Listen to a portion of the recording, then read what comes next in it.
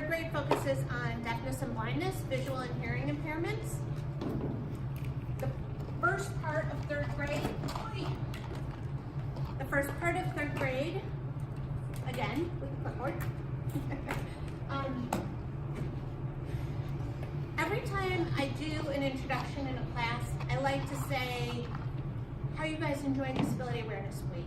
What did you think of the speaker on Monday? What did you learn about disabilities? And to reiterate in every class, every time, that kids with disabilities are just kids. That all kids like to do all the same things. They all like to have friends. They all like to have playdates. They all like to go to the park. They all like to watch YouTube constantly. But people with disabilities, kids with disabilities, sometimes need extra tools to do those things. And how we all have strengths, and we're all really, really good at some things, but we all struggle with other things. So third grade, the first part, we have a speaker. Her name is Beth Finke, rhymes with stinky. She will be coming in. She's fully blind. She has a service dog. She is an editor at Easter Seals. She is an author. She comes in and talks about her life with her dog, raising her family, navigating Chicago, and all the things that her service dog helps her do. Beth will be driven to the schools. If we have a volunteer, they should meet her at the door and walk her to where she's going because she's blind and introduce her. There's an introduction for her. The other thing is when the kids do question and answer at the end, she can't see them. So they all raise their hands and she doesn't know who to call on. So if a parent is there as a volunteer, they can facilitate that. But Beth's really very capable and great. Okay, the second part of third grade, I feel like a traveling roadshow with all this stuff. The second part of third grade is rotations in the classroom. This one is the important one for volunteers. And we look at vision and hearing impairments. So one station will be at a table. The kids will sit at this table. And this is a Perkins Brailer. So this is how you make Braille. It's a very cool thing. It looks like an ancient typewriter. And the keys are 1, 2, 3, 4, 5, 6. And I will, I know, a little overwhelmed. Promise it's not. So if you are doing that station, there is paper. It takes really like a hard stuck paper. So there's paper at the bottom of the little bin. The kids will each get a Braille bookmark. So these bookmarks have all the Braille letters on them from the Hadley School. And they will get this handout, which is a Braille cell. So you see it says 1, 2, 3, 4, 5, 6 on the dots. So if I wanted to make a P for Patty, I would be 1, 2, 3, and 4 are the ones that I would press at the same time. So I would go to the machine and I would press 1, 2, 3, and 4 at the same time, and it will make a Braille P.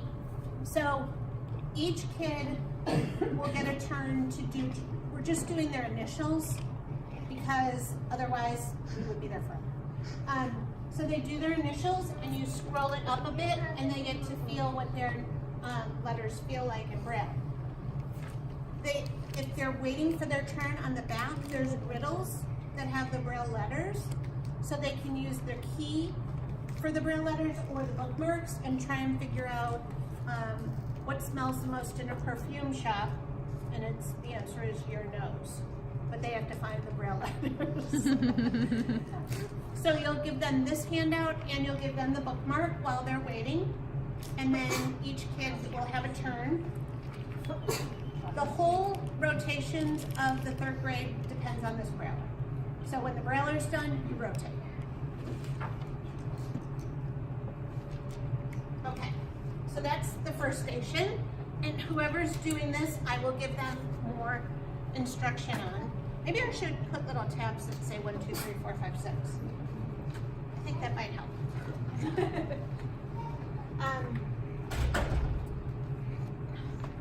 they go, I got another day.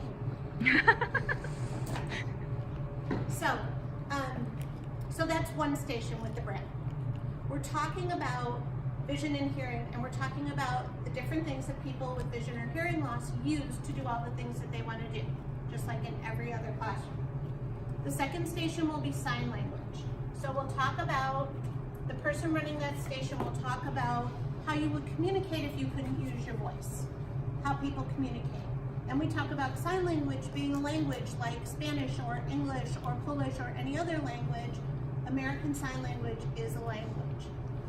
Then the kids are going to learn how to say, hello, my name is, in sign.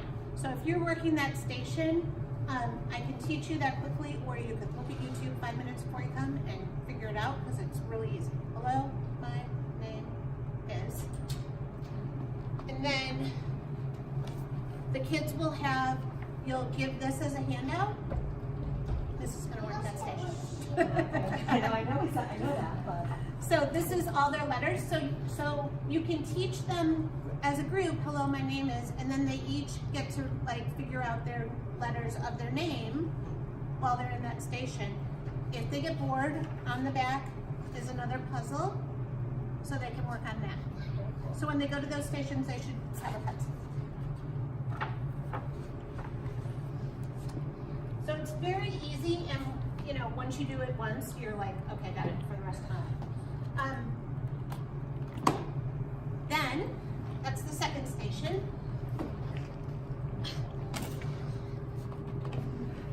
The third station is on the rug. So the Brailler is best on a table. The sign language can be done on the floor in a small area or at a small table, depending on how the classroom looks. This is best done on the rug. So the parents who are doing this, ideally two, you can spread out all of this equipment and let the kids touch and feel and see all of this stuff. I've got, this is, what do you call this game? Connect Four. I always think it's 4 across. And some of the pieces have holes in them and some of the pieces are solid, and that's how you would tell if you were blind to play this game.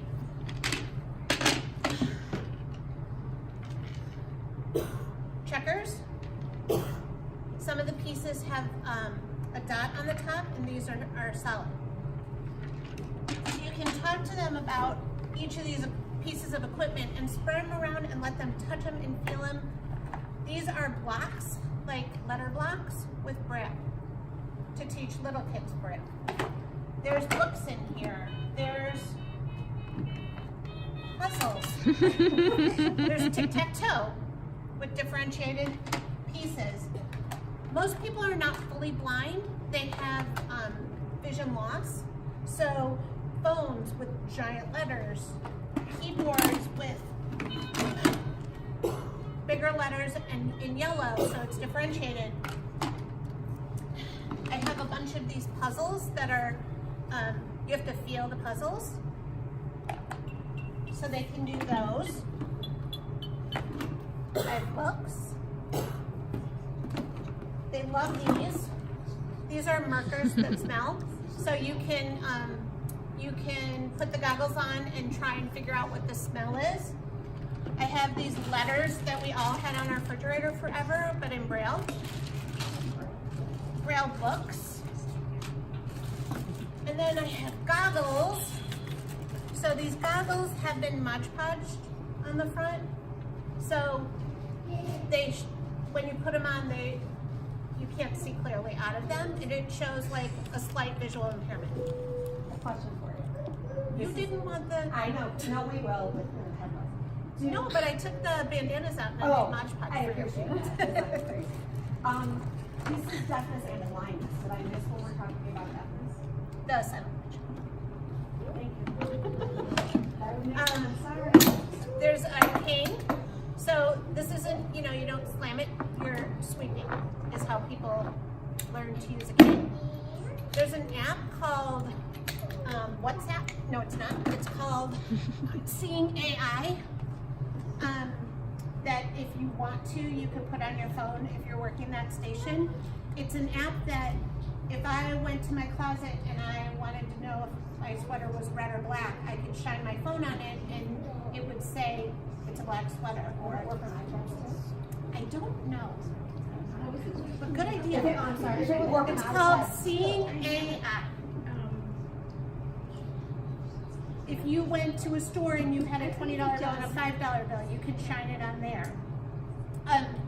And I like to show those things because kids love apps. And I've had speakers that are teenagers who are blind and they use apps for everything. Whereas like Beth is like my age, she doesn't. But I had a speaker last week in Deerfield who's like 23, completely blind, and she's a long distance runner and just graduated college and, you know, took the train and got an Uber and did all the things that like my typical kids can't do. Okay, so this is another piece that you can use on the rug. Is this the third station? What? Is this part of station 3? So in this box, it's a blind box. So you use the goggles or close your eyes and you say, okay, pull me out a can of soup. So there's a can of beans and there's a can of, or you could say a can of tomato sauce. There's another can of beans, there's a can of tomato sauce in here. They all feel the same. So the kids can't really pull out that one thing knowing what it is if they're not looking. So then you talk about how would you set up your cabinet or your pantry at home so you knew which was beans and which was tomato sauce. You could use rubber bands, you could use Braille dots. And you talk about things that people with vision loss would use. You say, pull me out the salt. There's a salt and pepper shaker, they both feel the same. There's also money in here. So you could try and feel what's a quarter and a dime. You know, pull me out 35 cents. Because it's hard to, just using your feeling, know what coins are. There's also some socks in here. You could say, pull me out the white sock. Well, they're both black. It's a trick. I think that's all that's in there. And you can use the goggles, except if you, oh, I'm gonna see that here.